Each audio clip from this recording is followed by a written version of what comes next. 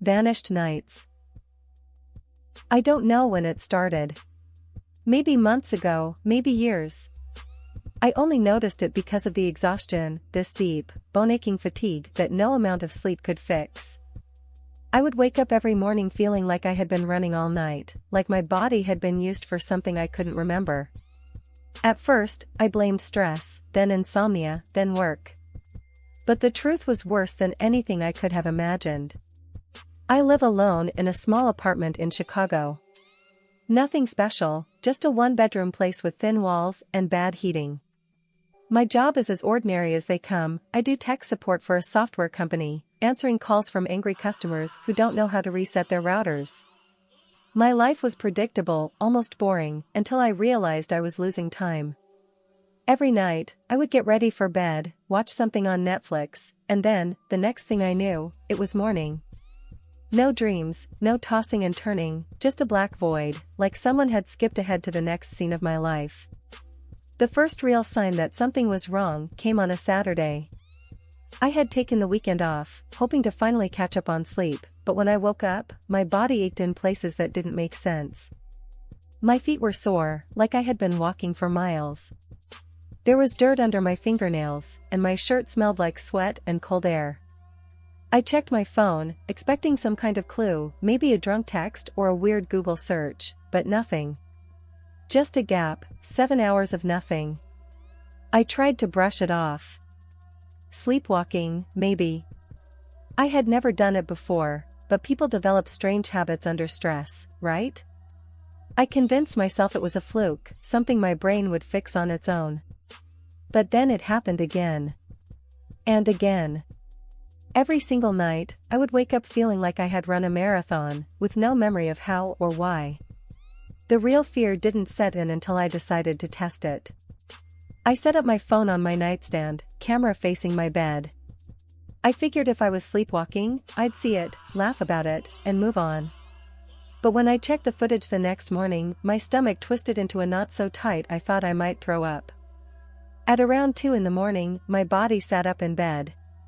Not like someone waking up, but like a puppet being yanked by invisible strings. My movements were stiff, unnatural. I swung my legs over the edge of the bed and stood, but there was no hesitation, no grogginess. It was like I knew exactly where I was going. I walked straight to my bedroom door, opened it, and stepped out into the hallway. And that was it. The video ended. I spent the rest of the day trying to reason with myself. Sleepwalking made sense, right? Maybe I just needed to lock my door or set up a barrier, something to keep myself inside. That night, I dragged a chair in front of my bedroom door, a childish attempt to trap myself in my own room. But when I woke up the next morning, the chair was back in its original place. My phone was dead, even though I had left it plugged in. And my sheets smelled like the night air.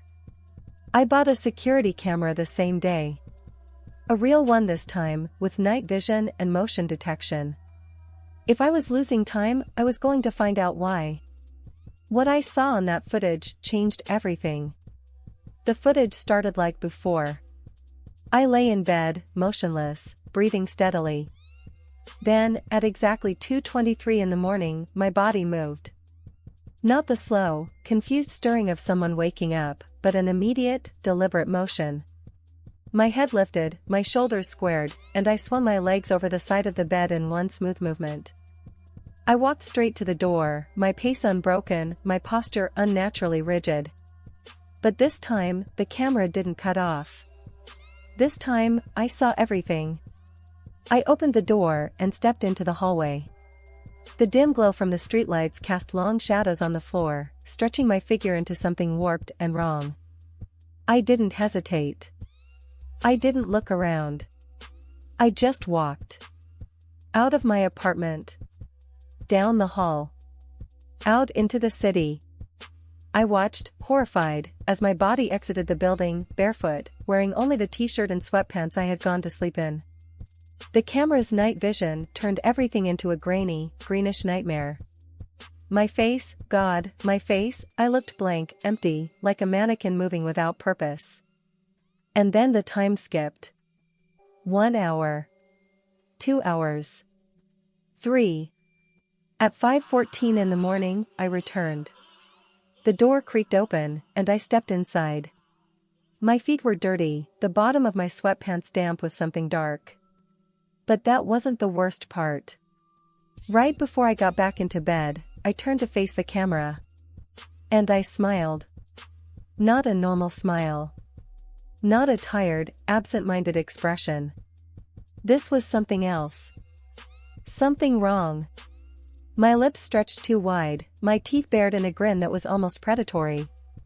And my eyes were black. Completely, utterly black. No whites, no pupils. Just empty voids staring straight into the camera lens. Then, as if nothing had happened, I climbed into bed, pulled the covers over myself, and closed my eyes. By the time my alarm went off at 7, I looked like I hadn't moved at all. I stared at the screen for what felt like hours. My body felt ice cold, my fingers numb against the desk. This wasn't sleepwalking. This wasn't stress or exhaustion. Something was taking me. I spent the rest of the day in a haze, my mind stuck in a loop of impossible thoughts. What was happening to me? Where was I going? And why did I come back? I thought about calling someone, a doctor, the police, anyone who could explain this. But what the hell was I supposed to say?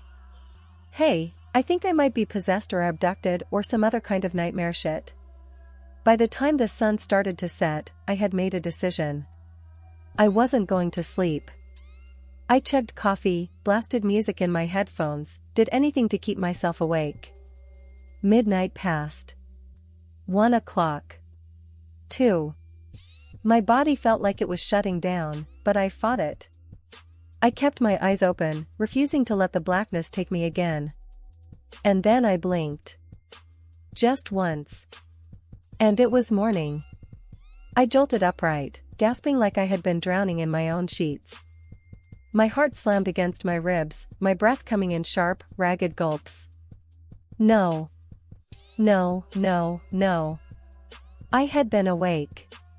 I had been fighting it. How the hell had I lost time again?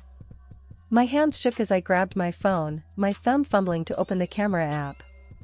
I checked the footage, my pulse hammering in my ears. 2:23. I sat up. Stood. Walked to the door. Left. And then, at 5:14, I returned. The same smile. The same black eyes.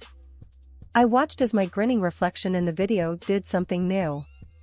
This time, before getting back into bed, I lifted a hand. And waved at the camera.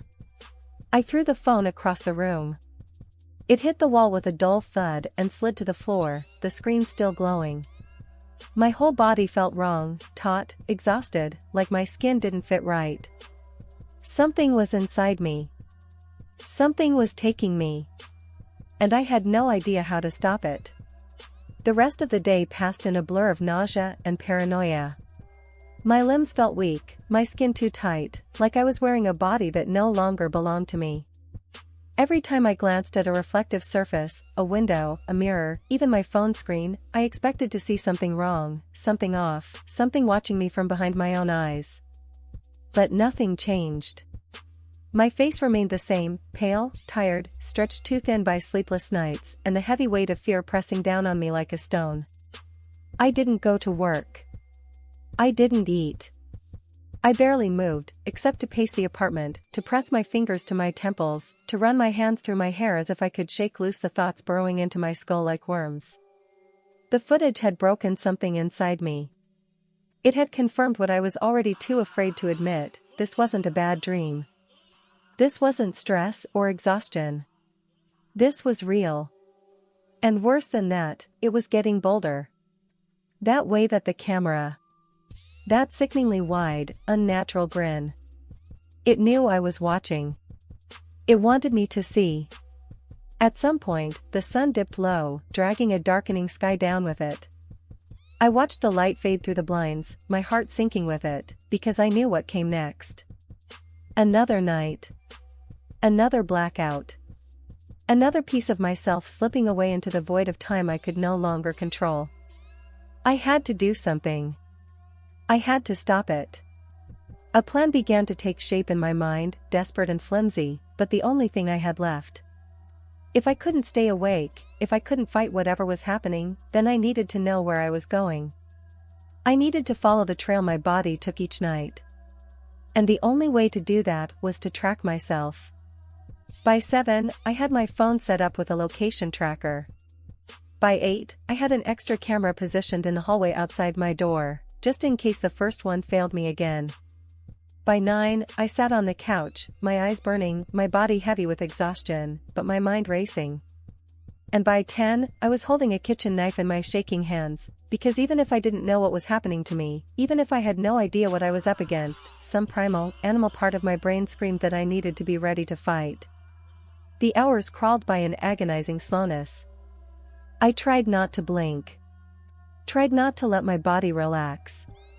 But no matter how hard I resisted, sleep wasn't something I could fight forever. And eventually, like a switch being flipped, the darkness swallowed me whole. I woke up to the sound of my own heartbeat slamming against my eardrums. My eyes shot open, my breath caught in my throat, my limbs stiff with panic. Morning light spilled in through the blinds, painting the room in soft golds and oranges, and for a brief, disoriented second, I could almost convince myself that nothing had happened. That I had won. That I had stayed awake and broken whatever cycle I had been trapped in. But then I saw the time. 7:14. I had lost the night. Again. My fingers fumbled for my phone, desperate, clumsy, my pulse pounding so loudly I could barely hear my own thoughts. The tracker. The camera. The proof. I had to check it. I had to know. My location history loaded slowly, each second stretching unbearably long. When it finally appeared, my stomach turned to ice. I had traveled over 20 miles from my apartment. The map showed a winding, aimless path through the city, streets I didn't recognize, places I had no memory of ever visiting. But what made my blood run cold was the final point. The place where the tracking had stopped. An abandoned building on the outskirts of town. And then, the worst part. The last recorded movement was at 5:14 in the morning. And then, nothing. No route back home. No data showing how I had returned to my bed. Just a blank space. A void. Like something had erased the evidence of my journey back. Or like I had simply appeared. I barely felt my legs as I forced myself to stand, my body moving on autopilot, my mind a storm of static and fear. The camera. I had to check the camera. The footage was already queued up when I opened it, my shaky fingers struggling to keep my grip on the phone. The usual pattern played out. I stirred at exactly 2:23, sat up with mechanical precision, walked to the door without hesitation. But then, something new. Before stepping out, my head turned. Slowly. Deliberately. And I looked directly at the camera. Not at it. Through it. As if I knew. As if I could see myself watching. The screen flickered. And for a fraction of a second, too quick to fully process, I wasn't alone. A figure stood behind me in the doorway. A shadow, tall and thin, featureless except for two gleaming black eyes. Then the video cut to static. I dropped the phone. The air around me felt thick, suffocating, pressing in from all sides. My stomach churned with something sour and heavy, my vision blurred at the edges. I wanted to scream, to run, to do anything except sit there and accept the impossible, but my body refused to move. Something was with me. Something was inside me. And whatever it was, it wasn't done yet.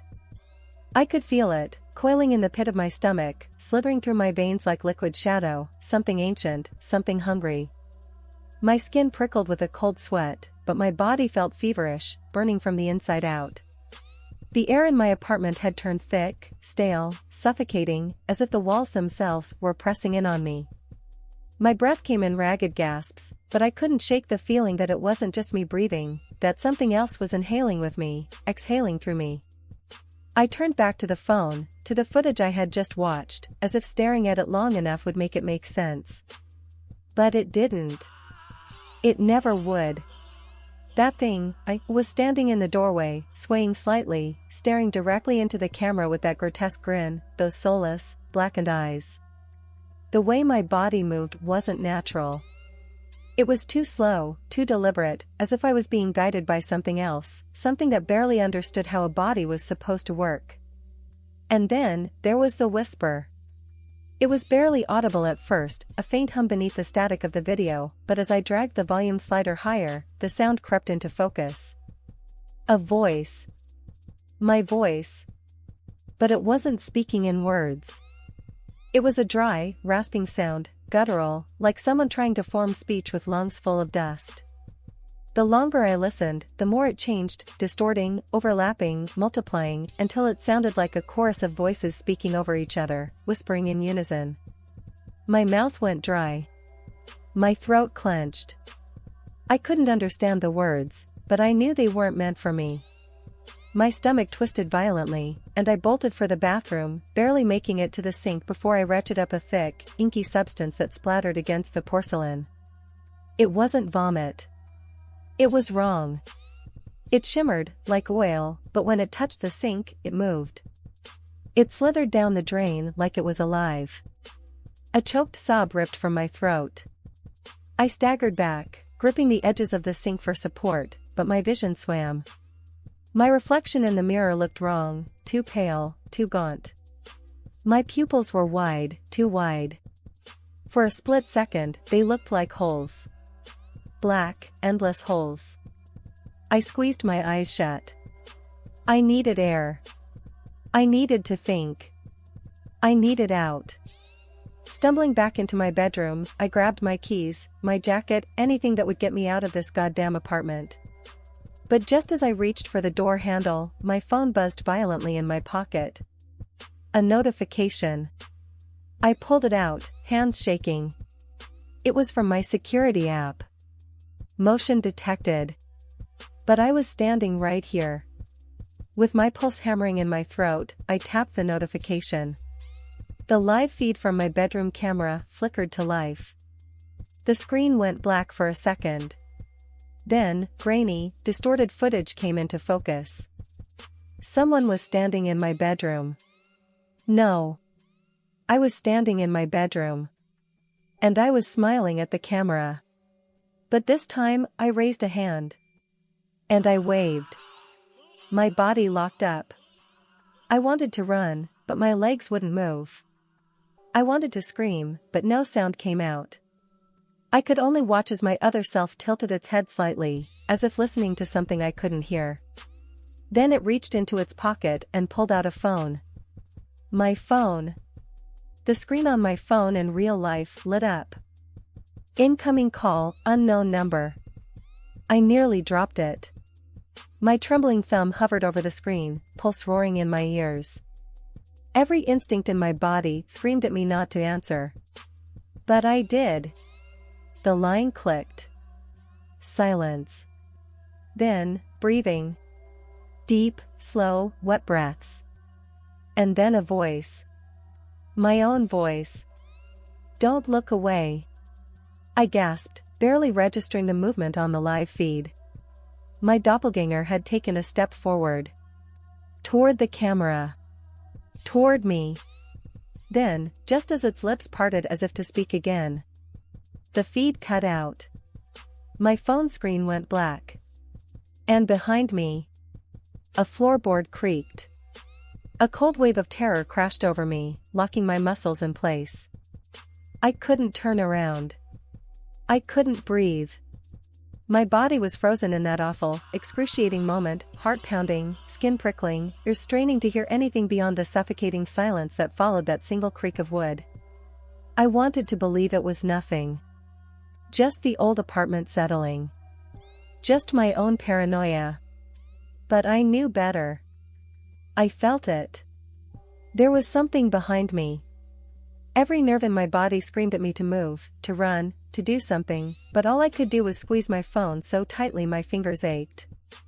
My mind raced through every possibility. Maybe it's all in my head. Maybe I imagined it. Maybe I can just walk out of here and pretend none of this is happening. Then I heard it. Not a whisper. Not a breath. A chuckle. Low, wet, vibrating through the air like something drenched in static. That was enough to break the paralysis. I lunged for the door, fumbling with the lock, my hands shaking so violently I could barely grip the handle.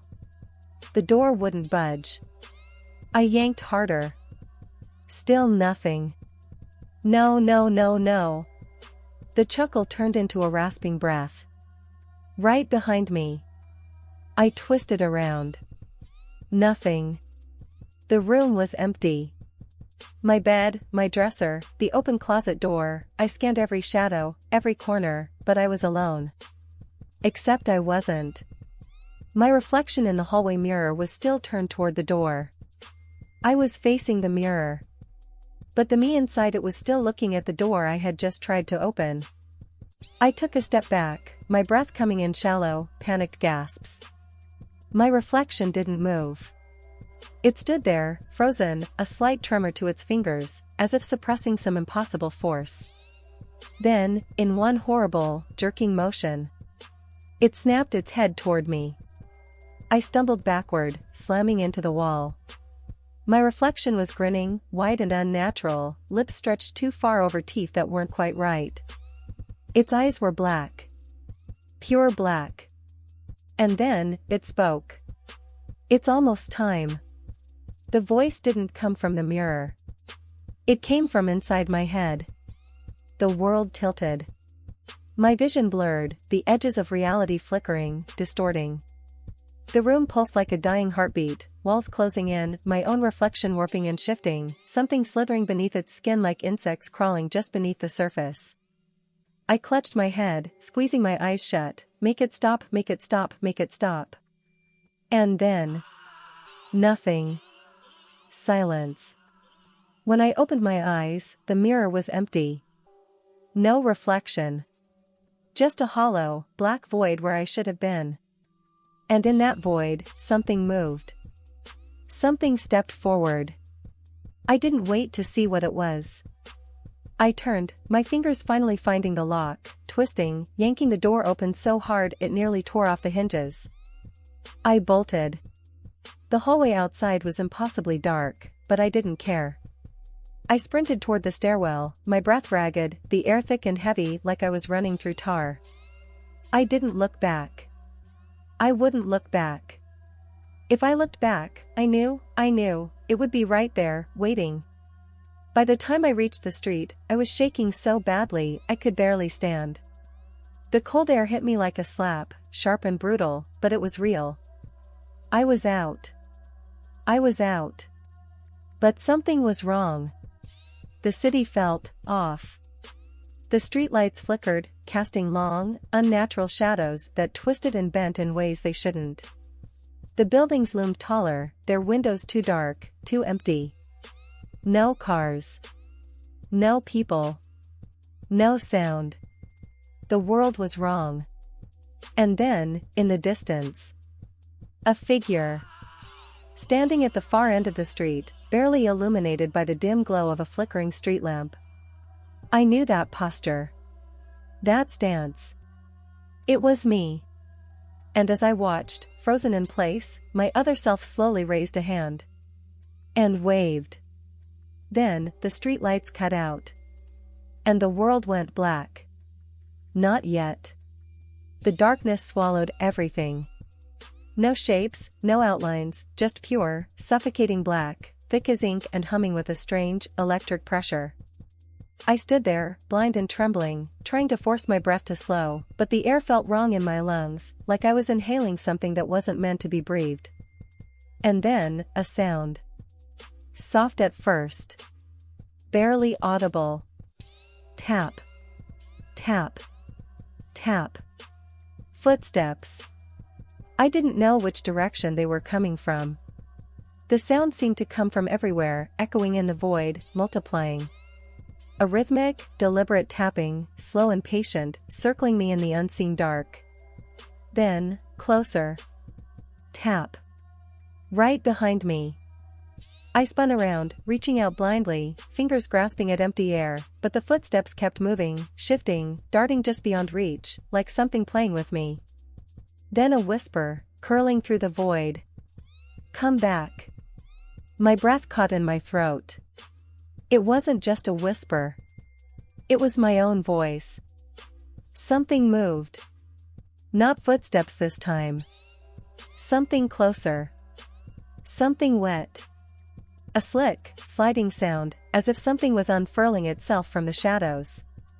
I felt it, a presence pressing in, surrounding me, suffocating. And then, a hand touched my shoulder. I screamed. Or at least, I tried to. No sound came out. My throat locked up, my body seizing in blind panic as fingers dug in, pressing against my skin, cold, too cold, but worse than that was the texture. Like raw meat. Like something that had been rotting for days. The grip tightened. And then, suddenly, light. Blinding, searing light flooded my vision, burning through the darkness, and just like that, I was awake. I was in my bed. Morning sunlight streamed through the curtains. Birds chirped faintly in the distance. My phone buzzed on the nightstand. The world was normal. Except my hands were shaking. My sheets were soaked with sweat. My heart was still slamming against my ribs like I'd just run for my life. And worst of all, I didn't remember going to bed. I sat up, gripping the blankets like they were the only thing keeping me tethered to reality. I had to check. I had to know. With trembling fingers, I reached for my phone and opened the security app. The footage was there. I pressed play. The timestamp read 3:02 a.m. The video showed me lying still in bed, motionless, breathing slow. Then, at exactly 3:03, I sat up. No hesitation. No grogginess.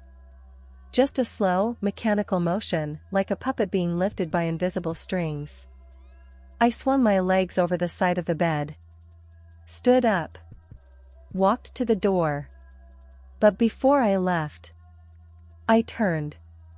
I faced the camera. And I smiled.